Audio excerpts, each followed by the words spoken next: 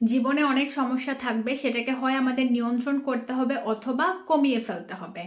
কিন্তু সব সমস্যার পেছনে একটা সমাধান খুব প্রপারলি কাজ করে, সেটা হচ্ছে এক্সারসাইজ করা বা প্রতিদিন স্বাস্থ্যকর উপায়ে ঘাম ঝরানো। সায়েন্টিফিক্যালি বলা হয় প্রতি সপ্তাহে সর্বমোট 2.5 ঘন্টা এক্সারসাইজ করতে হবে।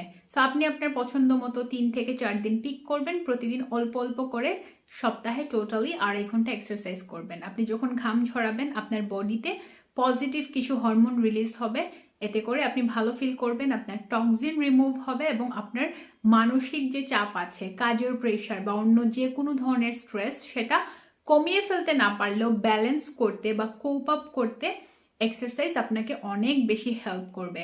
এখন এক্সারসাইজের ফরম্যাট আপনি চুজ করবেন। আপনি হয়তো দ্রুত হাঁটবেন অথবা সাঁতার কাটবেন, সাইক্লিং করবেন, যোগা করবেন, টাবাটা করবেন বা হাই ইন্টারভাল যে এক্সারসাইজগুলো আছে সেটা করবেন।